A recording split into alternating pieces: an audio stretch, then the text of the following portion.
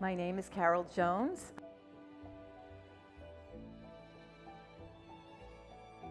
The first time that I did an opioid, I was 17 years old. It was the senior year, my senior year in high school. This was early 70s. This was the time of sex, drugs, rock and roll. It was a time, Vietnam War. It was a time of people looking for meaning. It was, revolutionary times. And I was also someone who was not sure of myself. I had a lot of self-doubt, low self-esteem, little confidence. I tried to fit into a bigger world, and I just didn't. I felt different. I felt like I was kind of disassociated from those around for me. And the first time that I used an opioid, it was heroin, and I remember I was with 8 people the first time. And I always say, looking back, out of those 8 individuals, 2 of us went on to have dysfunctional lives and dependence on a drug. And 6 of those individuals did not end up having a disorder, and became lawyers, doctors, architects, and went on with their lives. I found in the drug a kind of acceptance. It made me feel like I could do no wrong and I fit in. All of a sudden, I was sure of myself. What you don't know when you use, that's a way of dealing with trauma or pain or whatever your reason is to use. And look, drugs work. People get drugs all the time for all kinds of conditions, and that's why people use them. So it took away some of my pain and my doubt and my insecurity. And before long, it would probably be a period of a year of using occasionally that my life was centered around the use, and could no longer just use on a weekend and then go back to my weekly life. For me, my brain was changed.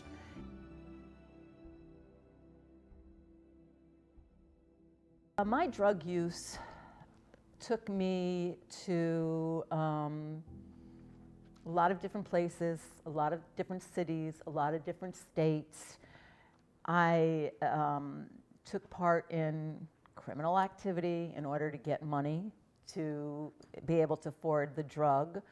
And I traveled many different places because I couldn't stay in any one place too long. I would be known, I would be arrested, I would be incarcerated. And a lot of the poetry in this book took place in Hartford, Connecticut, but I lived in Hartford, New Haven, New York, Massachusetts, New Hampshire. My journey took me a lot of different places, and the incarceration part of my life took place over 22 years of my life. I did a lot of time in and out of prison in Connecticut, in New York, in Massachusetts, and the last time in New Hampshire. The majority of this collection of poetry occurred when I was incarcerated for the last time in my experience, and looking back on a lot of the experiences I had in life with my active drug use, relationships, friendships, periods of incarceration, views of the world, views of social justice. And I believe it was really a way of me working through my own trauma, of my being in a place where I was at a crossroads. I was in my late 30s. I was really tired of the life I was living. I was kind of at war with myself. I was not happy, and a lot of my memories, I think it was a way in this period of isolation and imprisonment that all of this trauma came to its head, and I was able to get it down on paper. And it's really my looking at my life up until then. most people don't want to end up incarcerated. Most people don't want to end up in pain and using and doing things that they never thought they would do in order to get a drug, and that the drug hijacks our brains, and we become folks that we have no kind of understanding of what we're doing and why we're doing, except that there is a need for us to have this drug in order to get through every day. And you know, some of it I look back at, and I'm 30 years on the other side of it now, and that's not my reality right now. But part of that reality is what makes me who I am today.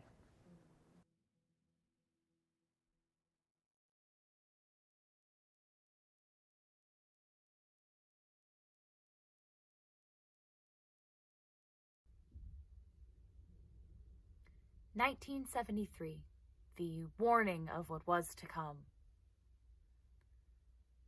He watched me.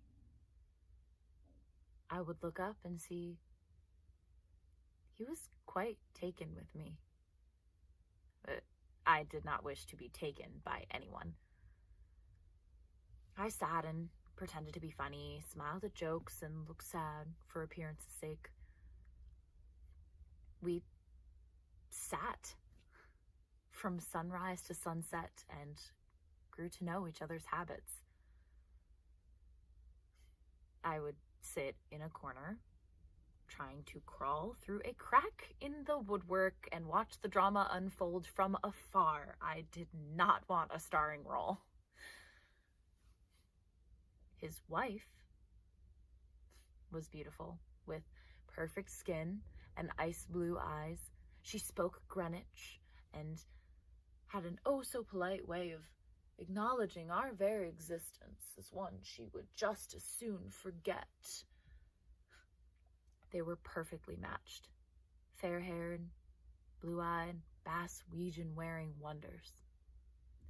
She would bring his two dutiful blonde-headed children, who stared absently and kissed Daddy's face, all while being watched from various corners of the room. It was all too blonde and too perfect. I suspected, by virtue of our shared day room circumstance and hospital trays, that he could not tolerate such a perfectly blonde life either. Each time I glanced his way, he sought my eyes for understanding. My pain made me vulnerable and able to understand imperfection and hidden torment. He sensed this and looked to me for acceptance. I smiled in the cracks, as always, looking appropriately sad.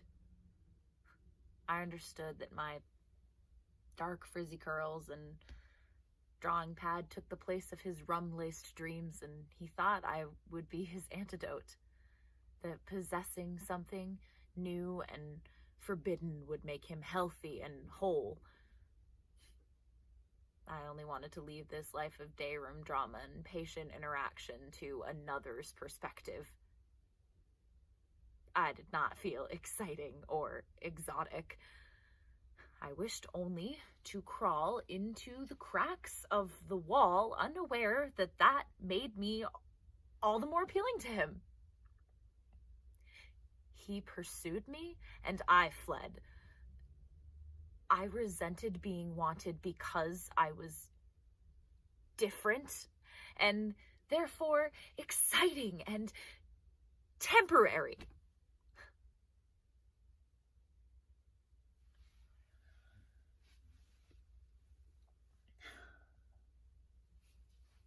I said enough of the right things to the right folks and was told I was no longer depressed, and left the day room for a larger stage with new plot lines and players. I could not sit still long enough to allow those I loved to reveal themselves to me.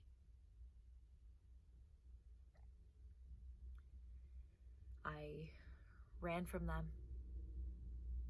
into the arms of those who couldn't possibly know how terrified of living I had become.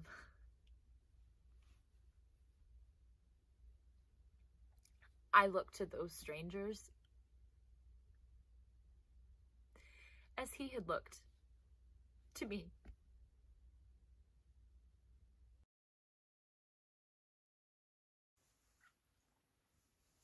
Why did you tell me stories about little girls with pretty smiles and yards of lace wrapped around ponytails and perfect bows, when lace looked silly in forests of frizz that wildly hit a bow, and braces tightened on Saturday mornings were too painful to bear, even for pretty smiles?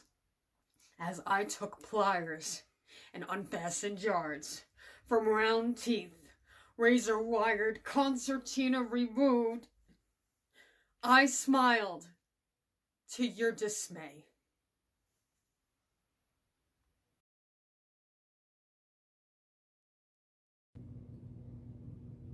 I watched her running away from herself, and I screamed at all the smiles posed, frames sticking to coffee rings, tabletop exhibits of crowded stairs. The ones that seem to have it all bring nothing home at night. Home alone, never enough. Too many smiles, frozen Kodachrome freeze frame empty, sticking to dusty tabletops. I watched a woman feeding her kids out of a garbage can on the 6 o'clock news this week. The camera feeds the photographer. Did he spring for her lunch when the shoot was over? She's back in the garbage today, and I'm writing this poem, and the photographer is filming another story. We live in a place where you get blown away for $10 in Dunkin' Donuts.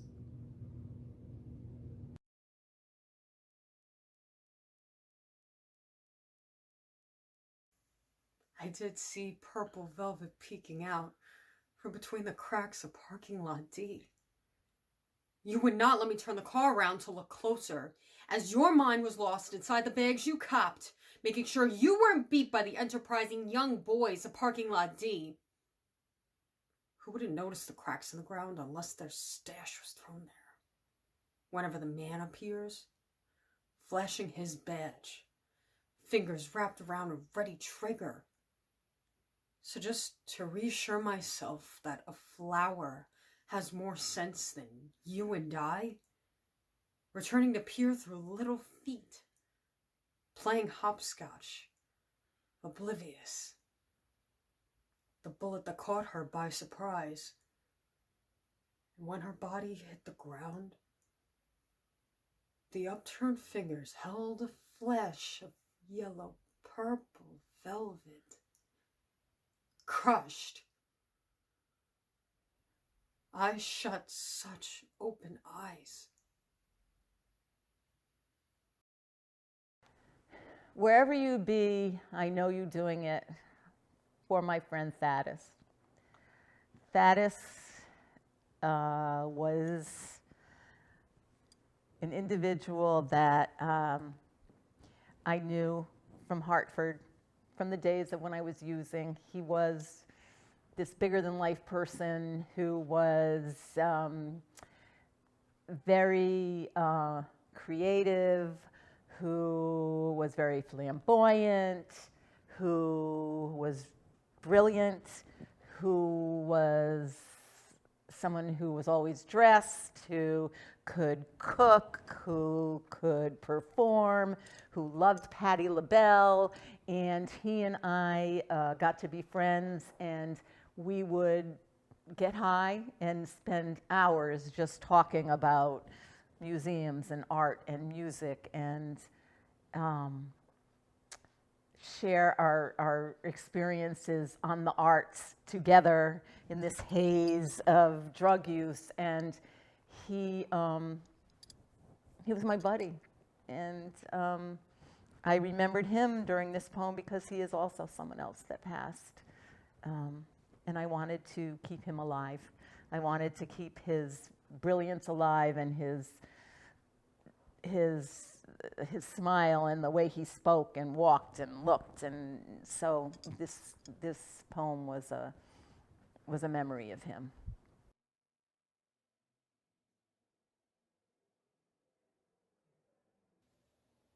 I can't adjust to the was of him yet. So different, like me.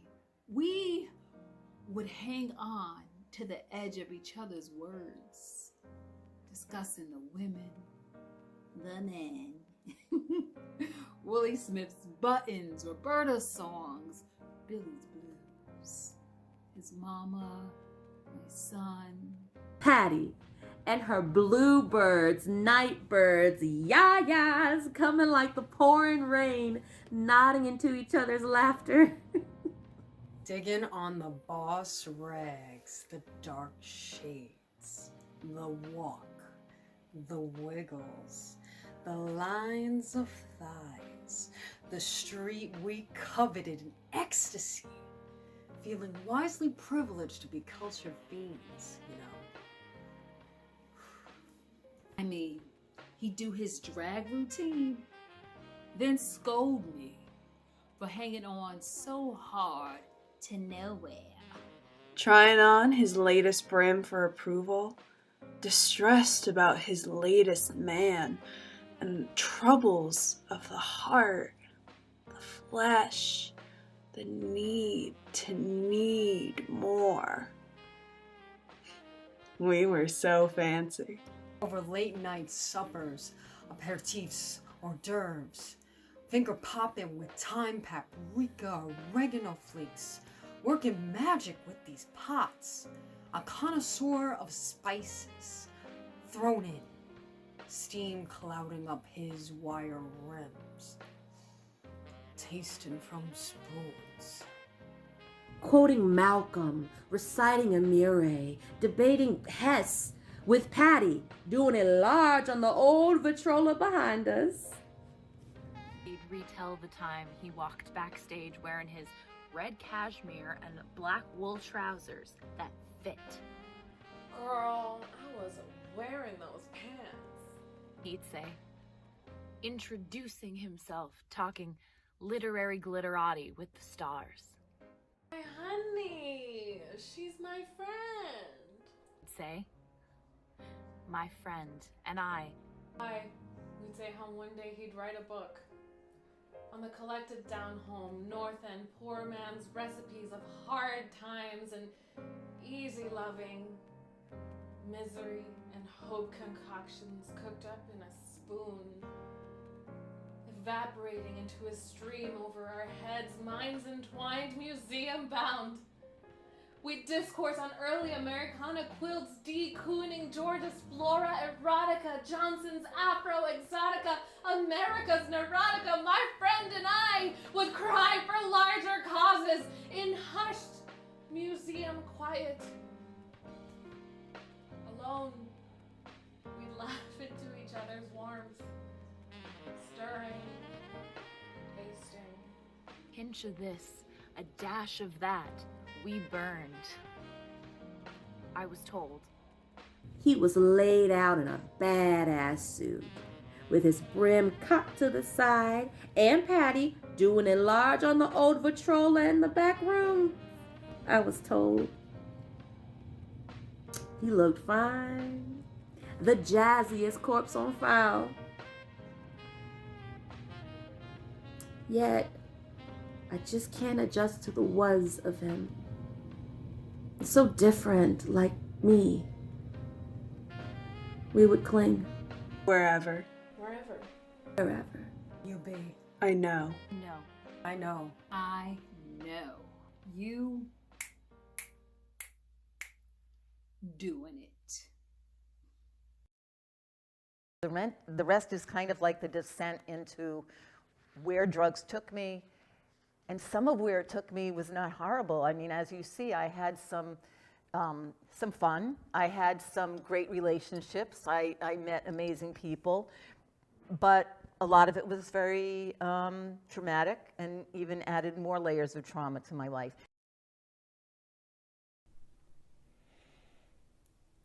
I give you the red coat you love so much, you never wear.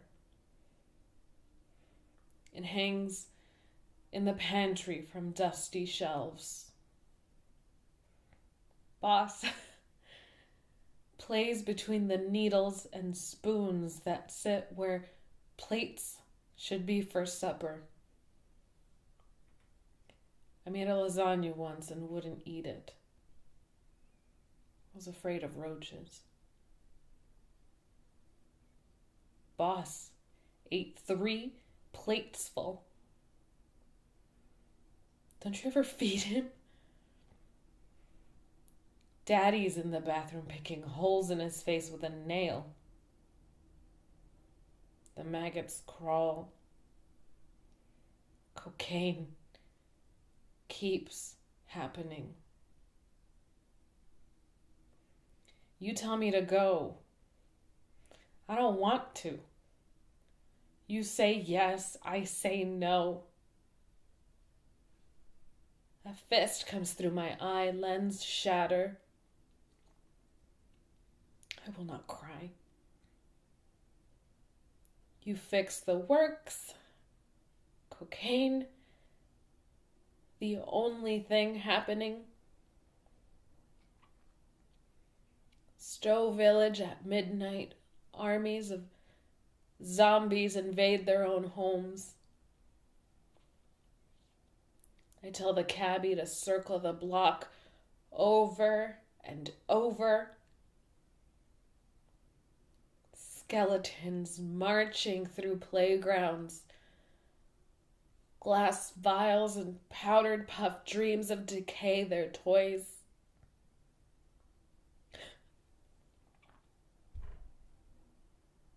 I don't care.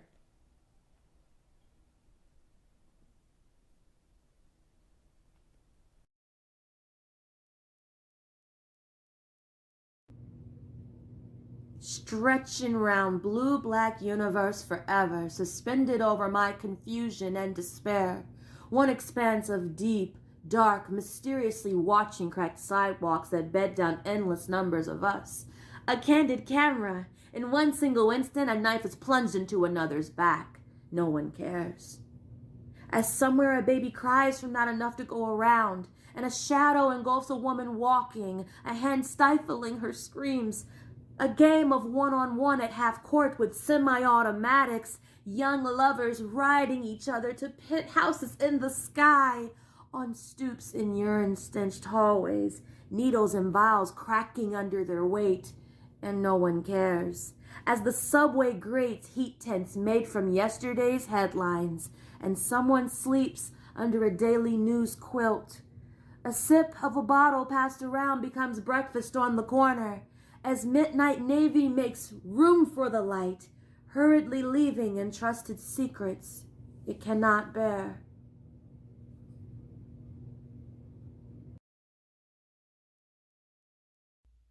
Battle scars. Jagged and boldly personal. Forever stamped on the inside of a right leg. I remember the abscess. Swelling, searing, stinking, red. Too painful to walk unless it was to cop or cash a check. I remember no medics available. So deep in the trenches. Slashing, stabbing, bayonets aim, mines planted, the soldier staring at me, shooting higher than lower, searching for a vein. Holding my breath until screaming obscenity, spewing hatred at the soldier. I could not hit. My target lost. My legs have become relics of battles fought and no medals of honor bestowed. Just painfully interesting scars. I choose to remember what I don't need to relive. Pretty big, strong legs.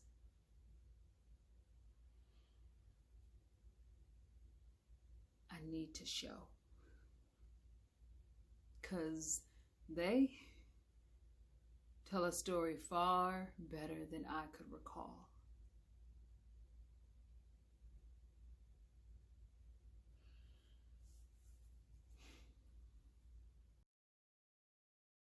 You know, I say that I kind of aged out because at the last time that I was incarcerated, when I wrote the most of this, I was very tired.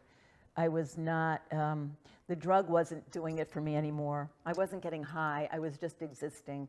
I missed my family. I missed being around people. I missed living. I hadn't been really living. So I come out of that, and so this is one period. You know, you read this book, this is one period of my life when I was involved heavily with drugs and doing time. And people unwittingly, they start to use for whatever reason, and then they're caught in this web if they develop this disorder. So Jazzy was a woman that I knew from being incarcerated in Niantic, Connecticut.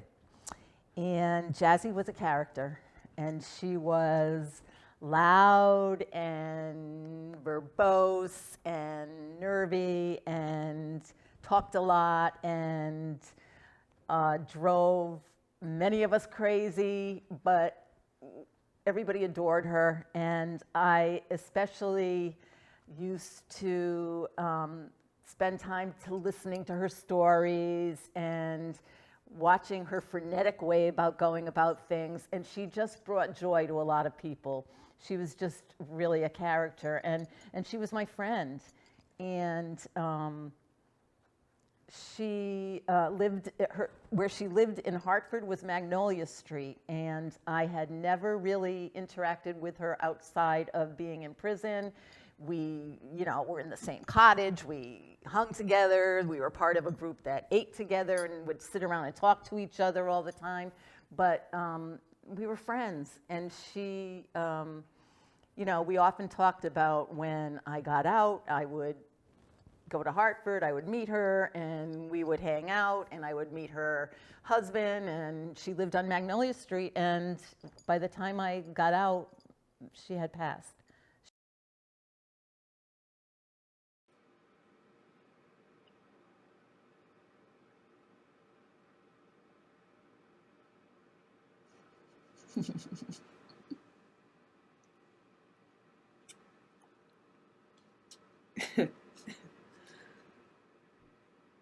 Magnolia Street was all you ever talked about.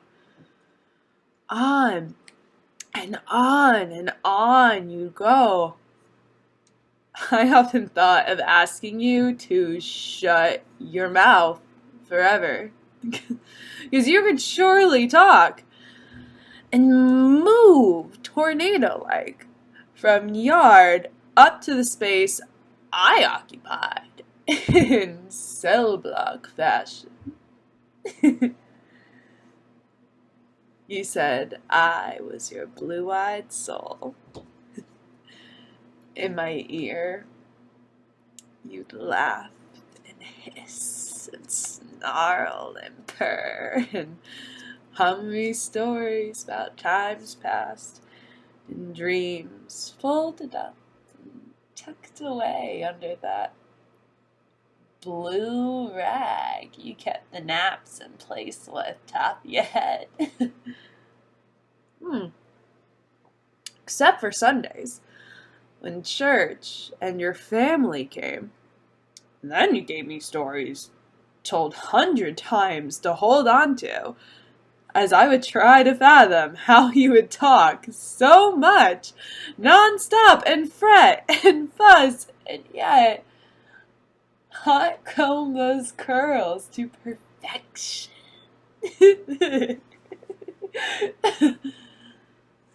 Child, did you ever stop to swallow? I loved you something fierce. We're not giving a damn about what anyone else thought. And we're shutting up when we couldn't stand the sound of your voice 1 minute longer.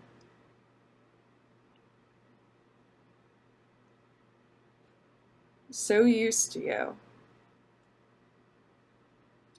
Never really heard you fussing at a head that ached.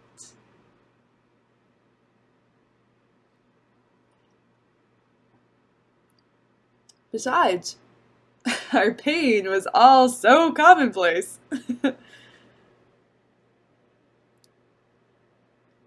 You ran up from the yard. You pulled me in so tight without one word.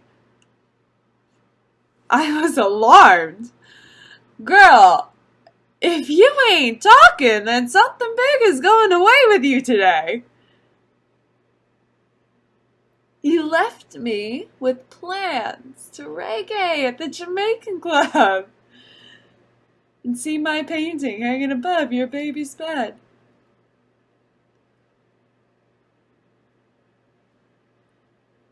Girl, it looks pretty awful there. I just gotta let you know. And you were probably running your mouth when you hung that up so high. And I could only shake my head and grin. At the piece of palm you borrowed from the Rev on Easter Sunday, hanging above your living room couch. Dwight keeps dusting to keep you satisfied. Of course, you're on your hands and knees, scrubbing and fussing at a dust ball we surely couldn't even see. No jazzy. Not even me.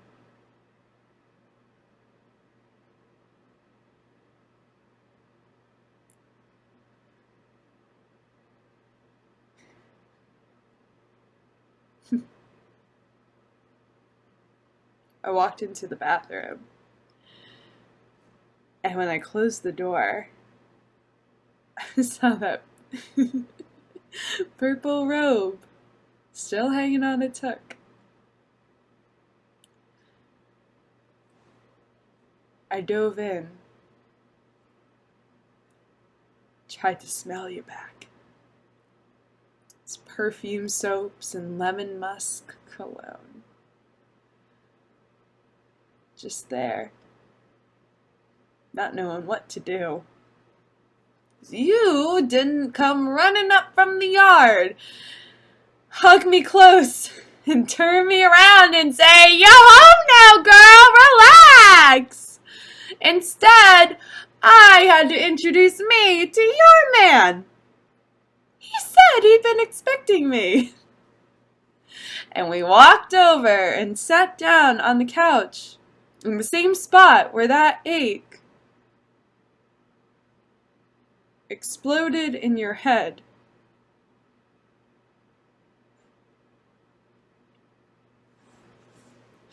Why'd you run your mouth so much? We never really heard about those pains. You must have known.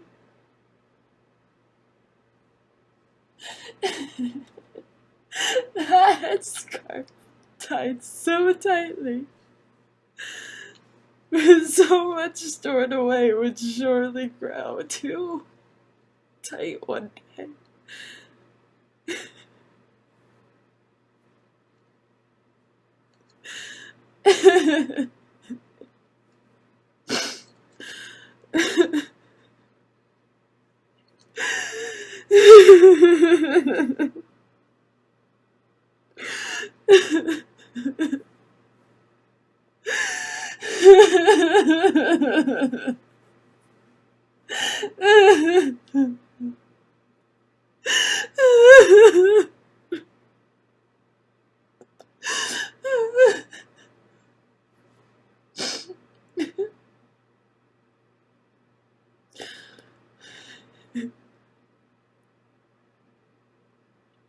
And yet,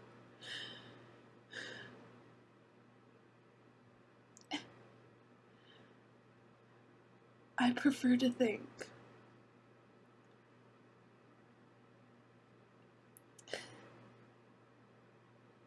those dreams just found a different way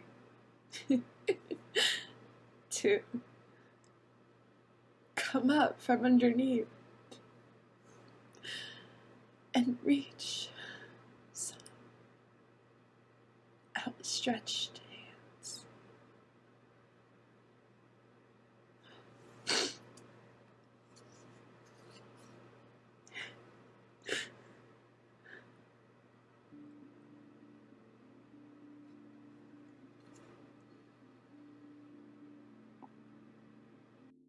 After the apples. Having no experience at work, I picked apples, 50 cents a basket. Each day greeting me with gulps of apple cider breezes, sun shawls of protection from stinkin' thinking. Days that start with gracious plenty and wonder at the world. I grow with the tree, searching high over the old restraints. Life starts anew. So, my first job after my last incarceration was picking apples in this big, gorgeous apple orchard in New Hampshire. I had to work. I was on parole. I had to be doing something meaningful. I had to get up in the morning with a purpose. I was living in a halfway house, and I had no real work experience, per se. I had a lot of experience doing time and a lengthy criminal record.